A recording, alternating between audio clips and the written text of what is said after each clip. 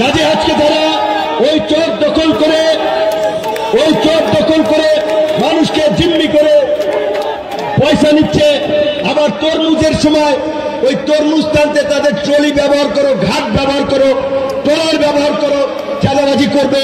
জেলেরা মাছ ধরতে গেলে তাদের কাছ থেকে চাঁদাবাজি করবে, থানার দালালি করে মানুষকে হয়রানি করবে।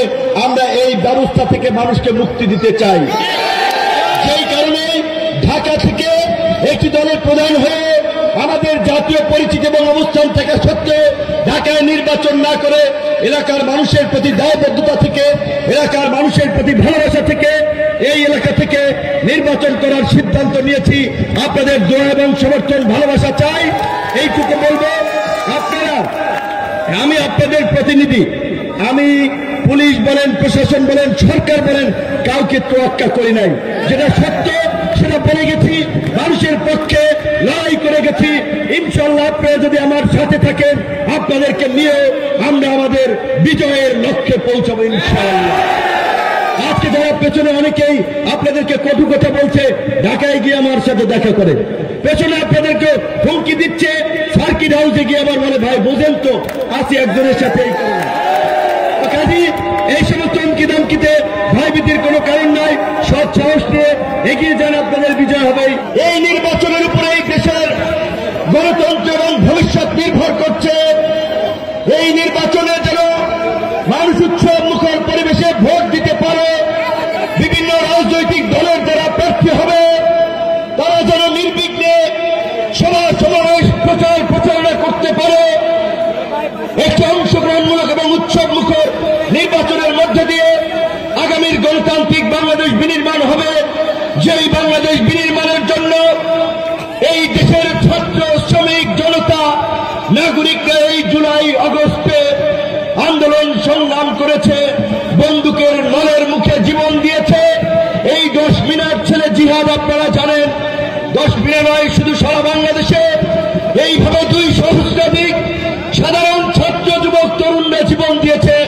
তারা একটি স্বৈরাচারী কর্তৃত্ববাদী শাসন থেকে ভোটের অধিকার ফিরিয়ে আনার জন্য, গণতন্ত্র ফিরিয়ে আনার জন্য, যেখানে দল, মত, ধর্ম, বর্ণ নির্বিশেষে সকল মানুষ মিলেমিশে সহনশীলতার সাথে বাস করবে, শান্তি এবং সম্প্রীতির একটি বাংলাদেশ হবে, সেই কাঙ্ক্ষিত রাষ্ট্র বিনির্মাণ করার জন্যই আমাদের লড়াই ছিল। সেই লড়াই আমরা বিজয়ী হয়েছি।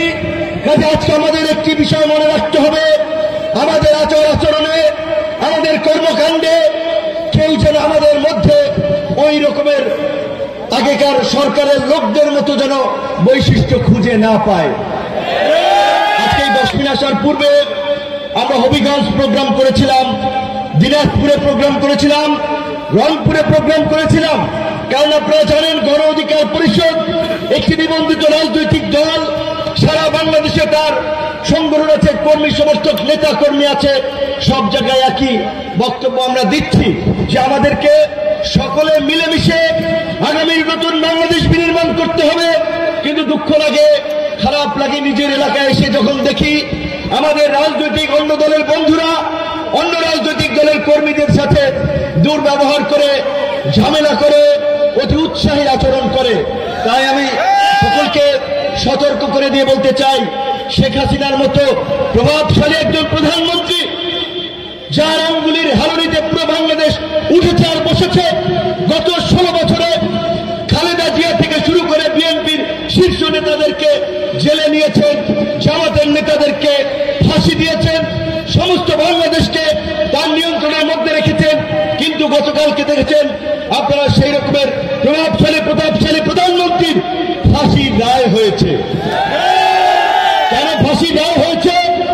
এই জুলাই আগস্টের 2000 ছাত্র জনতার হত্যাকাণ্ড সহ গত 16 বছরে প্রায় 5,500 মানুষকে হত্যা করেছে, অসংখ্য মানুষকে রাজনৈতিকভাবে মামলা হামলা দিয়ে পর্যদস্ত করেছে, গুম করেছে, খুন করেছে এবং আইনের মাধ্যমে আদালত আজকে সাবেক প্রধানমন্ত্রী, স্বরাষ্ট্রমন্ত্রীরও ফাঁসি দিয়েছে। কাজে আজকে যদি আমরা কেউ ভেবে থাকি আমরা বড় নেতা হয়ে গেছি, এলাকায় আমাদের আধিপত্য চলবে, তাদেরকে আওয়ামী লীগ থেকে শিক্ষা দিতে হবে। এই দেশের জনগণ সাধারণ মানুষ যদি ঐক্যবদ্ধভাবে রুখে দাঁড়ায়, যত বড় এই নেতা হামলা হোক না কেন কেউ পাত্তা পাবে না।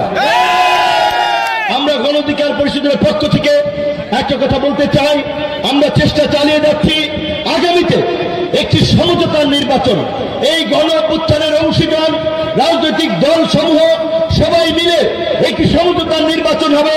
যেমন ধরেন, এই আসনে গণ অধিকার পরিষদের প্রার্থী থাকবে, অন্য দলের প্রার্থী থাকবে না। ওই আসনে অন্য দলের প্রার্থী থাকবে, আবার অন্য দলের প্রার্থী থাকবে না। কারণ আমরা চাই সেই গণ অভ্যুত্থানের অংশীদাররা আন্দোলন সংগ্রামের মধ্য দিয়ে 16 বছরের ফ্যাসিবাদকে পরাজিত করেছে। আগামীতে সেই গণ অভ্যুত্থানের অংশীদাররা রাজনৈতিক দল সমূহ ঐক্যবদ্ধ থেকে আগামীতে একটি নির্বাচন করুক, যেই নির্বাচনের মধ্যে দিয়ে প্রত্যেকটি রাজনৈতিক দলের সংসদ সদস্যরা ওই জাতীয় সংসদে দেশের উন্নয়ন নিয়ে কথা বলবে, দেশকে কিভাবে বিনির্মাণ করা যায় সেটি নিয়ে কথা বলবে। তাই আমরা এই ঐতিহাসিক নির্বাচনে আমরা সকল রাজনৈতিক দল মিলে আমরা একটি সমঝোতার নির্বাচনের দিকে আগাচ্ছি, আলাপ আলোচনা করছি। কিন্তু দেখা যায় আঞ্চলিক পর্যায়ের কিছু নেতৃবৃন্দের অতি উৎসাহী ভূমিকার কারণে এই জাতীয় ঐক্য বিনষ্ট হতে যাচ্ছে। জাতীয় ঐক্য এবং সংহতি বিনষ্ট হওয়ার মধ্যে দিয়ে দেশে আরেকটি সংকট তৈরি করার পায়তারা চলছে। আমরা সেই ফাঁদে পা দিব না।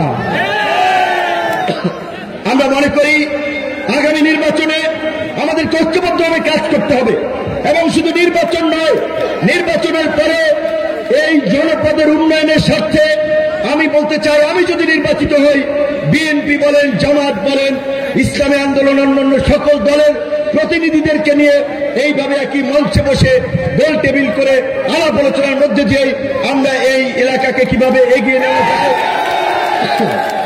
এই জনপদকে কিভাবে শান্তির জনপদে পরিণত করা যায়, আমরা সেই লক্ষ্যে কাজ করব।